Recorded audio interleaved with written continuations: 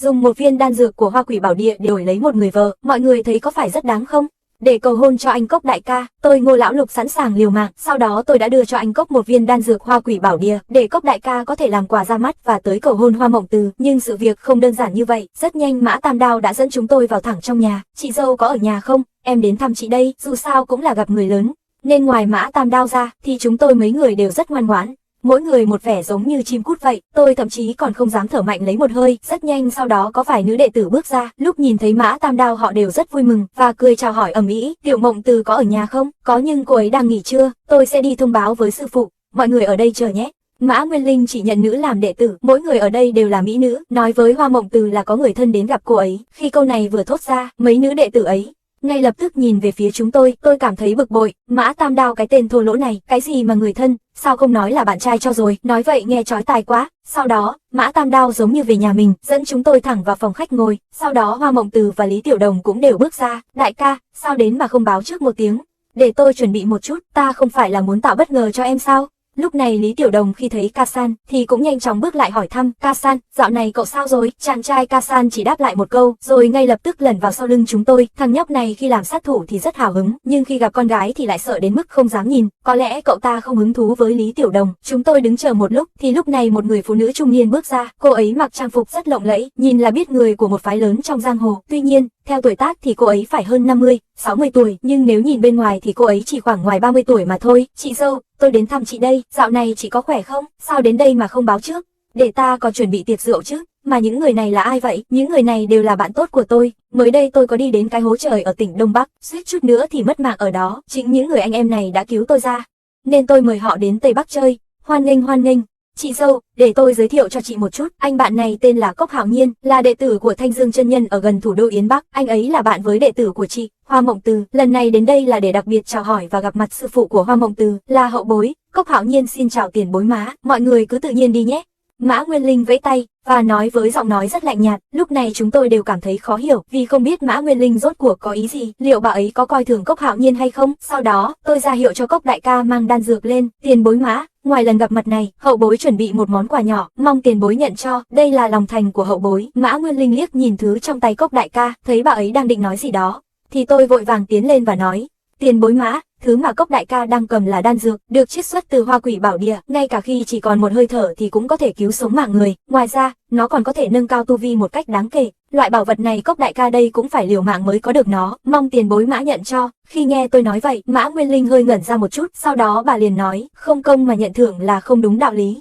Một viên đan dược quý giá như vậy thì tôi thật sự không thể nhận, các người vẫn là nên mang về đi. Chị dâu, đây là bảo bối đấy, dù sao cũng là tâm ý của Cốc huynh đệ mà, chị nhận lấy đi. Mã Tam Đao im miệng. Mã Nguyên Linh trừng mắt nhìn Mã Tam Đao, khiến Mã Tam Đao ngay lập tức sợ hãi và không dám nói gì thêm, thậm chí còn không dám mở miệng nữa. Lúc này, Cốc đại ca càng cảm thấy xấu hổ hơn, không khí trong phòng cũng trở nên căng thẳng. Nhưng vào lúc đó, thì tên đạo sĩ Luộm Thuộm đã nhanh chóng phá vỡ bầu không khí ngượng ngùng và nói: tiền bối Mã, tôi suýt nữa đã quên mất một chuyện, Cốc đại ca đây còn đã chuẩn bị thêm một ít đồ khác và đang đặt ở trên người tôi. Chai này chứa sản phẩm dưỡng da được chế từ trứng rồng, cùng với ngọc rồng trăm năm, cùng và các loại thảo dược khác, có tác dụng làm đẹp da, giúp duy trì thanh xuân mãi mãi. Tiền bối Mã, chắc hẳn sẽ trẻ mãi không già. Khi cô ra ngoài lúc nãy, tôi còn tưởng là sư tỷ của Hoa sư muội. Tên đạo sĩ Luộm Thuộm này, cái miệng của hắn cứ như được thần thánh ban cho vậy, nói cứ như là đã được bôi mật. Có cô gái nào không thích khi người khác khen mình trẻ đẹp chứ? Quan trọng là đồ mà tên đạo sĩ Luộm Thuộm mang ra, chắc chắn là món quà mà tất cả phụ nữ đều yêu thích. Chỉ là tôi hơi thắc mắc, sao hắn có thể có được thứ làm từ trứng rồng và ngọc trăm năm nhỉ? Hắn từ đâu lấy được vậy? Lúc này tôi nhìn thấy trên mặt Mã Nguyên Linh, cuối cùng cũng có chút cười. Cậu đúng là biết nói chuyện.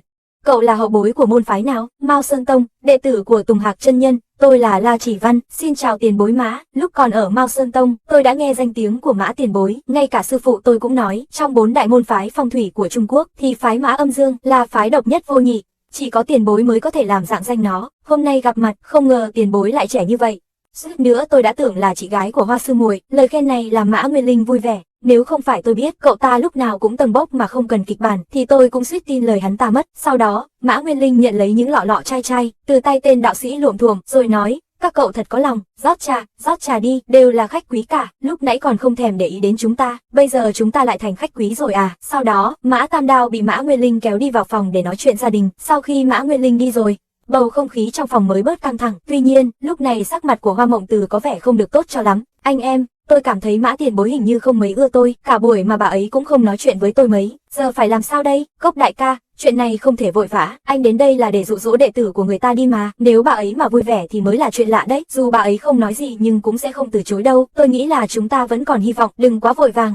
Đường cùng ăn không nổi đậu hũ nóng, hình như là cái đạo lý này, có vẻ tôi vẫn phải học hỏi cậu cách nịnh hót. Sau đó chúng tôi đi dạo một lát, không lâu sau chúng tôi đã cùng ăn cơm. Sau bữa ăn, Mã Nguyên Linh đột nhiên liếc nhìn chúng tôi, rồi nói, lúc nãy tôi đã nghe Mã Tam Đao nói, các cậu định vào khu vực không người để tìm một con yêu vật, tôi phải nhắc nhở các cậu một chút, khu vực không người đó vô cùng nguy hiểm, không chỉ khí hậu khắc nghiệt mà còn có rất nhiều thú hoang hung dữ. Hàng nghìn năm qua, có rất ít người có thể bước vào được, nơi đó cũng là chỗ dễ dàng sinh ra yêu vật nhất, đi vào đó các cậu nhất định phải chuẩn bị đầy đủ, chuẩn bị thêm nhiều vật dụng, nếu không được thì lập tức rút lui. Chúng tôi cảm ơn tiền bối Mã đã nhắc nhở, nhiều năm qua chúng tôi cũng đã đi nhiều nơi rồi, cũng không phải mới 1-2 năm, nên về vật tư thì không cần lo, chắc chắn đủ dùng.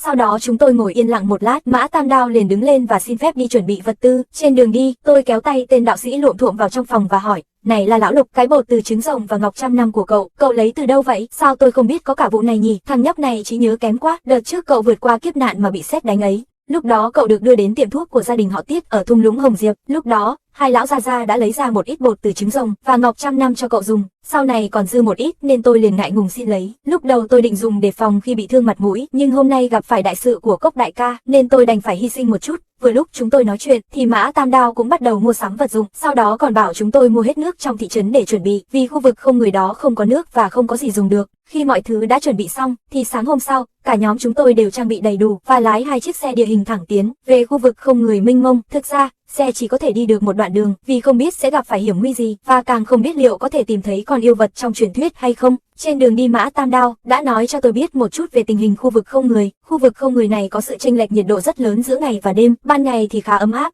nhưng khi đêm xuống thì nhiệt độ sẽ giảm xuống còn âm 20 đến 30 độ C. Nhiều người yêu thích văn hóa hoặc đam mê thể thao mạo hiểm mà chẳng hiểu biết gì về địa hình nên khi chưa chuẩn bị gì đã vào khu vực không người này thì lúc đó có gọi trời thì trời cũng không nghe, gọi đất cũng không ứng. Dù bị kẹt trong khu vực không người này cũng phải qua một thời gian dài mới có thể phát hiện ra thi thể, nhưng nhiều trường hợp cũng có thể sẽ không tìm được thi thể vì có thể nó đã bị dã thú gặm nhấm mất rồi. Sau đó chúng tôi đi bộ trong khu vực không người, đi qua 2 ngày thì mới thực sự cảm nhận được sự đáng sợ ở nơi này. Khi chiếc xe của chúng tôi di chuyển đến ngày thứ 3 thì trước mắt đã không còn con đường nào để đi. Ở phía trước là một vùng đất phủ đầy băng tuyết, còn có một số chỗ giống như đầm lầy, chỉ cần không chú ý thì cả người lẫn xe có thể sẽ bị rơi vào bẫy bùn lầy, không kịp cứu giúp. Vì vậy, con đường tiếp theo chúng tôi chỉ có thể đi bộ vượt qua và để lại xe ở đây để khi quay lại có thể dùng.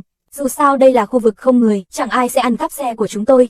Trên suốt hành trình, tôi luôn cầm la bàn trong tay để dò tìm những nơi có khí tà ám đang tụ lại. Tuy nhiên, vào đêm ngày thứ 4, bất ngờ có một vị khách không mời mà đến tìm chúng tôi. Tại khu vực không người ở vùng Tây Bắc, đêm tối trong khu vực không người này như một thử thách khắc nghiệt, chỉ cần một chút lơ là thì có thể sẽ phải đối mặt với cái chết. Để giúp Bát Vĩ Hồ tìm kiếm yêu đan của yêu quái trong truyền thuyết ở đây, chúng tôi, đoàn lão Lục dưới sự dẫn dắt của Mã Tam Đao, đang di chuyển về phía tây khu vực không người, nhưng ở đây sự chênh lệch nhiệt độ giữa ngày và đêm quá lớn. Vào ban đêm khi chúng tôi dựng lều nghỉ ngơi, thì Ca Than như thường lệ sẽ đi vòng quanh kiểm tra xem có nguy hiểm gì không, nhưng khi tôi chuẩn bị ngủ thì Ca Săn đột nhiên quay lại và nói, Ngô ca, hình như tôi phát hiện có một người đang nằm trên tuyết, chắc cô ta vẫn còn sống, liệu chúng ta có nên cứu không? Nghe thấy vậy, tôi lập tức gọi mọi người tập trung lại, đây có thể là mấy thanh niên văn nghệ sĩ nào đó đến đây tìm cảm hứng sáng tác, nhưng đi đến đây lại hết lương thực, hay là chúng ta qua đó xem sao? Dù sao cũng là mạng sống con người, nếu có thể cứu thì cứu, nhưng chắc chỉ là người bình thường thôi, nếu thực sự cứu được người, thì có lẽ chúng ta sẽ phải mang theo hắn suốt cả quãng đường, đó chẳng phải là mang theo một gánh nặng sao? Nếu cứu sống hắn rồi để hắn tự đi, thì hắn cũng không thể thoát khỏi cái chết. A-di-đà Phật, cứu người một mạng còn quý hơn xây 7 tòa tháp. La ca, chúng không thể thấy chết không cứu, đi thôi, vậy chúng ta qua đó xem sao, trong trời lạnh như thế này, có thể người ta đã chết vì đóng băng rồi. Ngay lập tức, tôi cùng đạo sĩ Lôi Thôi và Ca San rời khỏi lều, còn những người khác thì ở lại chờ. Ca San dẫn chúng tôi đi một lúc thì rất nhanh sau đó chúng tôi đã thấy bóng dáng một người phụ nữ trên tuyết. Đạo sĩ Lôi Thôi vội vàng chạy tới và kiểm tra hơi thở của người đó, vẫn còn sống. Làm sao bây giờ? Mang về thôi, cứu người là quan trọng nhất. Sau đó, chúng tôi mang cô ta về lều. Cô gái này trông cũng khá xinh đẹp, nhưng hình như không phải là người Hán. Sau đó tôi bảo Tiểu Béo đi lấy ít nước nóng và cho cô ta uống vài viên đan dược của hiệu thuốc nhà họ Tiết ra. Khoảng 10 mấy phút sau thì cô gái này cuối cùng cũng tỉnh lại. Sau đó cô ấy mở mắt ra và nhìn, phát hiện xung quanh mình là mấy ông lão thô kệch. Ngay lập tức cô ấy hoảng sợ hét lên, các anh là ai? Các anh đã làm gì tôi? Chị đừng sợ, chúng tôi phát hiện chị ngã xuống tuyết nên mới mang chị về, nếu không thì chị đã chết cóng ngoài đó rồi. Vậy thì cảm ơn các anh. Các anh có thể cứu bạn trai tôi không? Anh ấy đến đây cùng tôi, anh ấy cách tôi khoảng 2-3 dặm và cũng ngất đi rồi. Tôi đang đi tìm người cứu giúp, nhưng rồi cũng ngất xỉu. Nghe vậy tôi nghĩ thầm, có một gánh nặng còn chưa đủ, giờ lại còn muốn thêm nữa.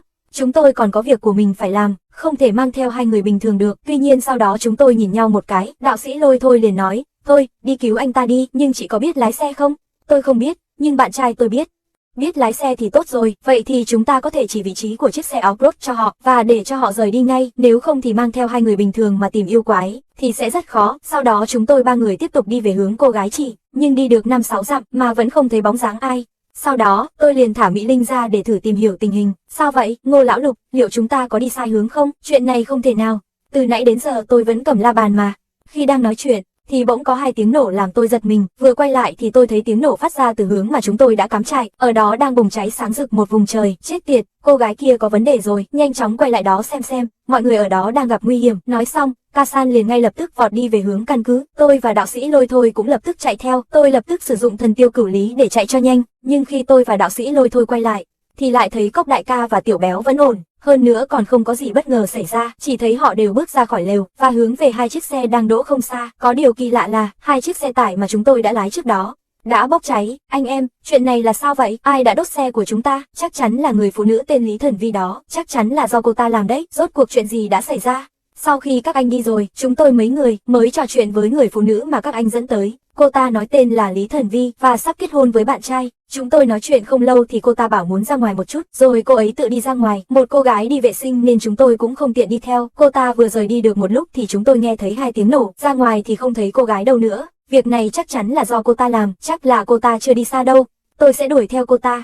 Sau đó Kasan liền ra hiệu rồi biến mất vào hư không. Với tốc độ của Kasan thì việc đuổi theo một người bình thường là rất dễ dàng. Nhưng tôi có một linh cảm không tốt, vì nếu cô ta có thể không phải là người bình thường thì phiền toái rồi, có thể cô ta là người đặc biệt đến đây để đối phó với chúng ta. Sau đó tôi nhanh chóng đốt một lá bùa truyền âm cho Kasan và bảo Kasan quay về, nhưng Kasan vẫn nói là phải tìm cho bằng được cô gái đó. Anh em, có lẽ chúng ta đang bị ai đó theo dõi, có thể là kẻ thù của chúng ta, họ cố tình bám theo chúng ta để diệt trừ chúng ta, họ đã đốt xe chúng ta, điều này có nghĩa là họ đã cô lập chúng ta trong khu vực này. Ở trong khu vực hoang vu này thì ngay cả khi chúng ta muốn chạy cũng sẽ không thể thoát ra trong khoảng thời gian ngắn, từ đó chúng ta chỉ có thể bị họ từ từ tiêu diệt. Rốt cuộc là ai? Dù chúng ta có nhiều kẻ thù, nhưng tôi không nhớ là đã đắc tội với một người phụ nữ như thế này. Cô ta giấu mình rất kỹ, chúng ta hoàn toàn không cảm giác được cô ta là một tu luyện giả, cũng không thấy có gì bất thường. Cô ta thực sự là ai? Anh Mã, ở khu Tây Bắc này, anh có kẻ thù nào không? Có phải họ đến để đối phó với anh không? Nhà họ Mã Tam Đao của chúng tôi ở khu vực Tây Bắc này cũng không phải là không có chút danh tiếng, hơn nữa chúng tôi chỉ thích kết bạn thôi, nên cơ bản là không có kẻ thù nào. Dù có kẻ thù thì cũng không thể đắc tội với một người phụ nữ như thế này. Đang lúc chúng tôi đang thảo luận thì đột nhiên Kasan lại xuất hiện trước mặt chúng tôi và nói, tôi đã tìm khắp mấy hướng nhưng không thấy dấu vết của người phụ nữ đó. Cô ta chắc chắn là một tu luyện giả rất mạnh. Khi rời đi, cô ta còn không để lại một dấu vết nào. Nếu không tìm được thì thôi, tôi nghĩ chúng ta sẽ gặp lại cô ta sau này. Cô ta thật gan dạ, dám một mình đến đây gây chuyện với chúng ta, và còn chạy thoát mà không bị thương, đúng là quá đáng sợ mà. Tại sao những cô gái xinh đẹp đều ác như vậy nhỉ? Nếu không thì cô ta có thể giúp anh La chữa đau lưng rồi. Nhóc béo, cậu có phải là thích cô gái đó rồi không? Vậy thì để lần sau gặp lại, tôi tóm sống cô ta rồi để cô ta làm vợ cậu luôn. Anh La, anh có thể tìm cho em mấy cô gái tốt được không? Lúc nào anh cũng phải gán cho em mấy cô gái hư hỏng như vậy chứ. Sau đó vì trời cũng không còn sớm nữa, mọi người đều mệt nên đều liền vào lều ngủ. Tôi thì thả Mỹ Linh và bọn họ ra để canh gác. Chuyện người phụ nữ đột nhiên xuất hiện này đã làm tôi cảm thấy rất nguy hiểm. Cả đêm hôm đó cũng không có chuyện gì xảy ra. Sáng hôm sau mọi người thu dọn nhanh chóng, rồi tiếp tục lên đường. Dọc đường tôi liên tục theo dõi la bàn, nhưng mãi mà không có động tĩnh gì. Cảm giác như la bàn đã bị hỏng. Khu vực này quá rộng. Chúng tôi đi rừng đã 3 ngày rồi. Ngoài đêm hôm đó thì chẳng có gì xảy ra. Đột nhiên gió ở đây bắt đầu mạnh lên và rất sắc bén, nên chúng tôi cần tìm một nơi trú ẩn ngay lập tức. Vào lúc này, Tiểu Béo đột nhiên nhìn xa xa và nói với giọng hơi kích động, các cậu nhìn xem, ở bên kia hình như có ánh sáng, chắc là có người ở đó. Tiểu Béo, đừng nói bậy, đây là khu vực không người, hiện giờ ở đây chỉ có chúng ta thôi, làm sao mà có ai khác được. Nhưng khi chúng tôi nhìn về phía đó thì thật sự có thể nhìn thấy ánh sáng từ vài cây số xa. Đừng quan tâm có ai không, chúng ta cứ đi đến đó xem sao đã, biết đâu đó lại là người phụ nữ đã lừa chúng ta. Ngay lập tức chúng tôi cả nhóm liền đi về phía có ánh sáng. Đi qua một khu vực rộng lớn thì khoảng 20 phút sau, quả thật chúng tôi đã nhìn thấy một ngôi nhà. Trong khu vực không người mà lại có nhà, thật sự là hơi kỳ lạ nhưng cũng có chút đáng ngờ. Sau đó tôi ra hiệu cho mọi người lánh đi một chút, rồi tôi thả Mỹ Linh ra để thăm dò tình hình. Rất nhanh sau đó Mỹ Linh quay lại và nói là trong nhà có 7-8 người, họ đang nướng lửa và ăn uống, nhưng là người bình thường hay tu luyện thì tôi không rõ, tôi không cảm nhận được, nhưng tôi thấy họ đều mang theo súng và họ mặc đồ rách rưới. Liệu đây có phải là một trạm bảo vệ không? Khu vực Tây Tạng này thường có đội kiểm lâm chuyên trách, họ chuyên bắt những kẻ săn trộm ở đây, những người đó rất có thể là đội kiểm lâm, thuộc đội tuần tra vùng núi Tây Bắc này, vì thế nên họ mới chạy được xa như vậy, cái này thì cũng không chắc chắn lắm, hay là chúng ta cứ đến đó xem sao, tối nay gió lớn như vậy. Nhiệt độ lại thấp như thế, chắc chắn sẽ không dễ chịu nếu phải chịu lạnh cả đêm. Sau đó chúng tôi nhìn nhau một cái rồi tất cả quyết định, đi thôi, nhưng mọi người đừng vội ra tay, tất cả cất pháp khí đi. Sau đó chúng tôi từ từ đi tới, khi nhìn qua cửa sổ thì nghe họ nói mà không hiểu, chắc là tiếng địa phương. Sau đó tôi vội vàng gõ cửa, khi chúng tôi mở cửa thì những người trong nhà liền rút súng, và tất cả đều chĩa súng vào chúng tôi đang đứng ngoài cửa. Các bạn là ai? Lúc đó chúng tôi cảm thấy rất căng thẳng, mặc dù chúng tôi là những người tu luyện, nhưng vẫn chỉ là thân xác phàm trần, một viên đạn có thể khiến chúng tôi bỏ mạng. Thấy vậy, Mã Tam Đao vội vàng nói, người anh em, đừng nóng vội, chúng tôi là đội thám hiểm đến từ phía Tây Bắc, đêm nay gió rất lớn, còn có tuyết rơi, chúng tôi không thể cắm trại ngoài trời, thấy có ngôi nhà ở đây, chúng tôi định vào ở nhờ một đêm, không ngờ lại làm phiền các anh. Những người kia nhìn nhau một lát, sau đó họ nhìn sang anh em của tôi phía sau, thấy họ không mang theo vũ khí, mới chậm rãi nói, đây là khu vực không người ở kê Tây Lý. Chẳng lẽ các anh không biết nơi này không cho phép ai xâm nhập sao? Ma Tam Đao nói, anh em chúng tôi là những người đam mê thám hiểm, chúng tôi chỉ lén vào đây thôi, xin các anh cho chúng tôi vào trú một đêm, ở ngoài trời lạnh quá, các anh không cho chúng tôi vào thì bọn tôi sẽ chết cóng mất. Mấy anh em, các anh là đội tuần tra núi phải không? Chẳng lẽ các anh thấy chết không cứu sao? Các anh có phải là rảnh rỗi quá không? Chỗ không người nguy hiểm như thế này tại sao các anh lại mò đến đây? Đúng vậy, trước kia chúng tôi không biết, nhưng giờ chúng tôi đến đây thì mới biết nơi này nguy hiểm như thế nào. Sáng mai gió ngừng thổi, tôi sẽ lập tức rời khỏi đây, không quay lại nữa. Tuy nhiên trước khi vào chúng tôi vẫn phải kiểm tra các anh, chẳng ai biết các anh có phải đội thám hiểm không? Biết đâu các anh lại là mấy tên sợ săn trộm thì sao? Sau khi cướp sạch đồ của chúng tôi, bọn họ bắt đầu kiểm tra, nhưng cuối cùng chỉ phát hiện tôi mang theo một chiếc gương. Nghe vậy, mấy người đó vô cùng ngạc nhiên, sao các anh lại không có gì vậy? Đồ ăn chúng tôi đã ăn hết dọc đường rồi, vậy mà còn mất mấy món đồ nữa. Chúng tôi thực sự không còn cách nào nữa, nhìn vào mấy người chúng tôi, không có gì có thể đe dọa bọn họ, nên sau đó những người đó đã cho chúng tôi vào trong ngôi nhà này. Ngôi nhà bên trong trống rỗng, không có gì cả, nhưng lại rất rộng rãi, đây có lẽ là một trạm bảo vệ của đội tuần tra trên núi. Sau khi chúng tôi vào trong nhà, thì những người kia cũng quay lại vị trí ban đầu và để chúng tôi ở lại, ở một góc gần họ. Tuy nhiên, một người đàn ông lực lưỡng từ một phòng khác lấy ra một miếng thịt động vật đã bị lột ra và ném cho chúng tôi rồi nói, các anh tự nướng mà ăn đi.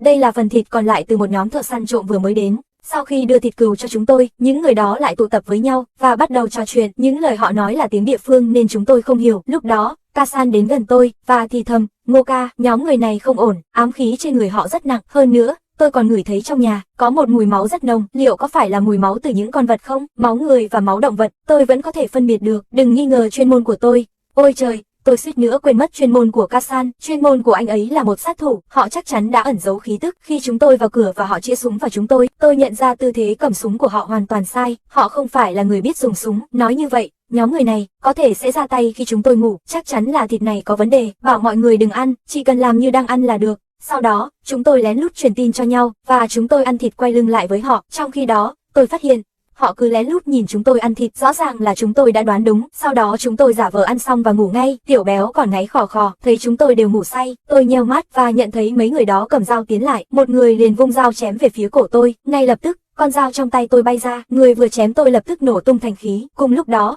Ca San lập tức ra tay, chỉ với 2 chiêu thì ngay lập tức đã làm 2 người ngã xuống. 2 người còn sống thấy tình hình không ổn, liền rắc một ít bột trắng ra không khí rồi tẩu thoát. Không ổn, có độc, đừng hít phải. Ngay khi Ca Sa nói xong thì 2 người còn lại đã biến mất. Sau khi bóng người và bột trắng biến mất thì tôi ngay lập tức dùng thần tiêu cửu lý bay ra ngoài. Tôi phát hiện nhóm người đó đã chạy về phía ngọn núi tuyết cao phía trước. Tôi lo rằng bên đó có phục kích nên không dám tiếp tục đuổi theo, nhưng tôi không kịp gọi Ca San lại thì anh ấy đã nhanh chóng đuổi theo. Sau đó, tôi quay lại vào nhà và bắt đầu lục soát, xem trong nhà còn thứ gì khác không. Khi chúng tôi mở cửa phòng nhỏ, một mùi máu tanh lập tức xộc vào mũi. Ngay lập tức, vài thi thể nằm trên sàn. Mã Tam Đao đi đến bên cạnh những thi thể và nhìn từng người một, rồi dừng lại bên một thi thể của người đàn ông trung niên. Anh ta hoảng hốt nói, người này tôi quen, đây là đội trưởng Lưu của đội tuần tra. Một vài năm trước tôi còn cùng họ đến tỉnh Tây Tạng, không ngờ giờ lại chết trong tay nhóm người này. Xem ra nhóm người này mới là đội tuần tra thực sự, họ đã bị bọn người kia giết rồi. Nhưng nhóm người kia là ai? Tại sao họ lại tấn công chúng ta? Còn một phòng nữa, chúng ta qua xem thử. Chúng tôi nhanh chóng đến một căn phòng khác và nhìn thấy một vài con vật bị lột ra. Tuy nhiên,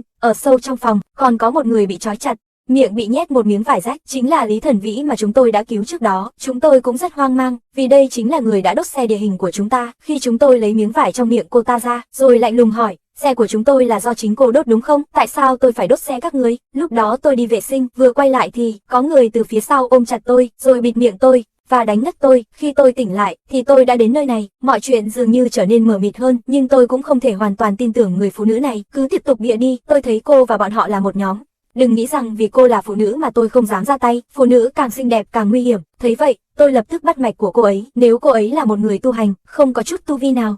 Tôi nhìn vào những thi thể ở dưới đất và có chút ngạc nhiên, những người này ra tay rất tàn ác, họ đã đánh rất nhiều người, nhưng tại sao lại để lại cô là người sống sót duy nhất? Tôi làm sao biết được? Thả tôi ra, tôi phải đi tìm bạn trai. Anh ấy sao rồi? Các bạn có tìm thấy anh ấy chưa?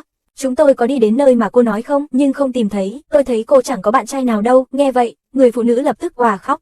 Cô ấy giãy giụa nói muốn đi tìm bạn trai của cô ta. Nhìn cảnh đó, tôi cũng có chút không đành lòng. Sau đó, tôi liền cởi trói cho cô ấy. Ngay lập tức, Lý Thần Vĩ lao ra ngoài, cô ấy vừa chạy vừa khóc, tiếng khóc nghe thật đau lòng khiến chúng tôi cũng thấy xót xa. Thấy vậy Nguyên Không vẫn tốt bụng nói, A Di Đà Phật, nếu để mặc cô ấy như vậy, thì cô gái này chắc chắn sẽ gặp chuyện xui xẻo. Nghe vậy đạo sĩ Luộm Thuộm liền nói, được rồi, tôi sẽ đưa cô ấy trở lại, đến lúc đó, mọi người phải chú ý, tôi có cảm giác người phụ nữ này không bình thường. Nói rồi, cô ta bắt đầu đi về phía Lý Thần Vĩ. Đạo sĩ Luộm Thuộm vừa đi chưa được bao xa, thì một bóng người xuất hiện bên cạnh chúng tôi.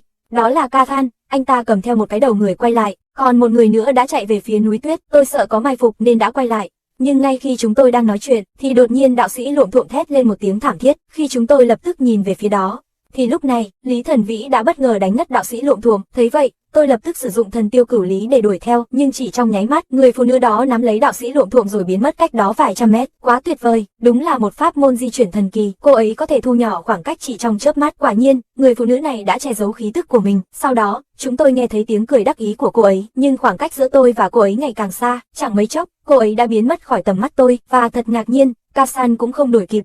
Quả thật, tu vi của người phụ nữ này thật là khủng khiếp.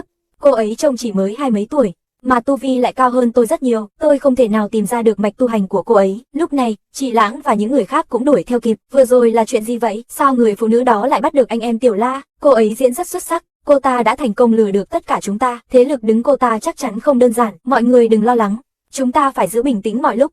Hiện tại, dù lão La đã bị cô ấy bắt đi, nhưng tạm thời không có nguy hiểm đến tính mạng. Mục đích của họ hẳn là muốn lấy mạng tất cả chúng ta. Người phụ nữ này tôi nhất định phải xử lý. Trước đây, đều là lỗi của tôi khi đưa cô ấy về. Ca San, đừng tự trách mình, vì ngay từ đầu cô ta đã coi chúng ta như những con rối trong tay. Chắc chắn chúng ta phải diệt trừ cô ấy. Cô ấy nói là sẽ đi tới cảng núi tuyết Jari.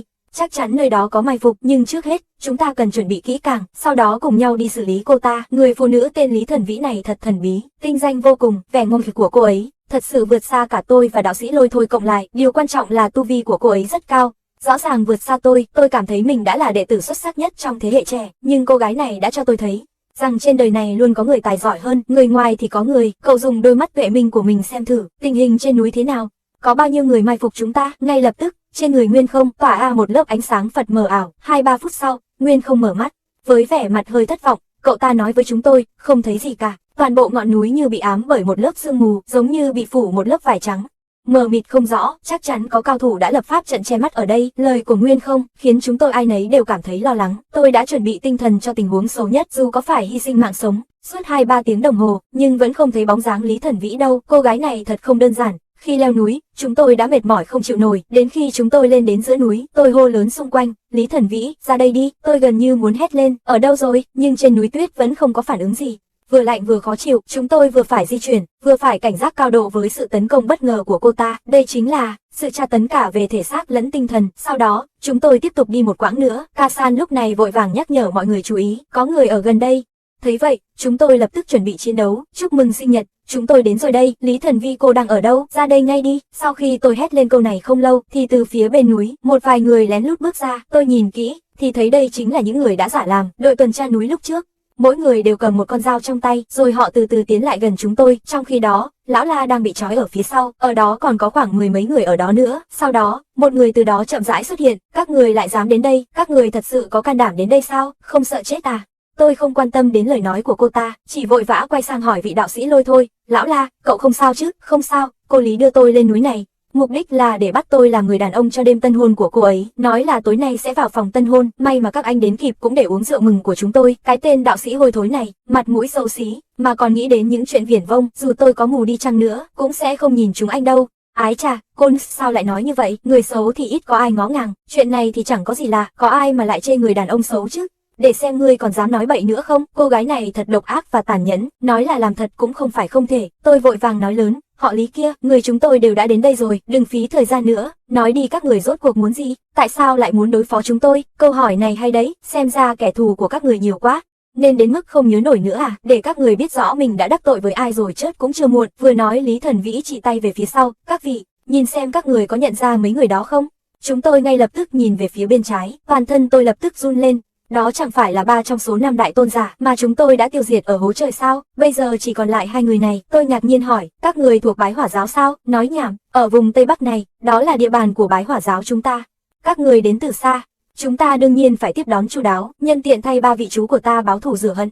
Chúng tôi từng chứng kiến sức mạnh của 5 đại tôn giả, với năng lực của chúng tôi hiện tại, không phải đối thủ của họ, hơn nữa còn có Lý Thần Vĩ yêu nữ này, tình hình càng trở nên khó khăn hơn. Trước kia ở hố trời, 3 người anh em tôn giả của chúng ta đã bị họ giết chết, hôm nay họ đã rơi vào tay chúng ta. Giờ ta sẽ dùng đầu của bọn ngươi để tế linh hồn 3 vị huynh đệ của chúng ta. Trận chiến này hôm nay là điều không thể tránh khỏi, nhưng qua đoạn đối thoại vừa rồi, tôi đã nhận được một thông tin hữu ích. Sứ giả Kim Tôn gọi Lý Thần Vĩ là tiểu chủ, điều đó có nghĩa là trong Bái Hỏa giáo, địa vị của Lý Thần Vĩ cao hơn nhiều so với 5 đại tôn giả. Tôi nhanh chóng nói với các anh em, mấy anh em, lát nữa nếu đánh nhau, bắt kẻ cầm đầu trước, mục tiêu chính của chúng ta là Lý Thần Vĩ. Có vẻ cô ta có địa vị khá cao trong Bái Hỏa giáo, chỉ cần bắt được cô ta để uy hiếp, sau đó cứu lão La ra. Tiếp theo, thanh đao của tôi cũng được phóng ra. Sau đó, Cốc đại ca dẫn theo Chỉ Lãng lao vào, cô gái này thật sự lợi hại, thanh đao của tôi cũng bị cô ta né được, chẳng mấy chốc, một trận hỗn chiến bắt đầu.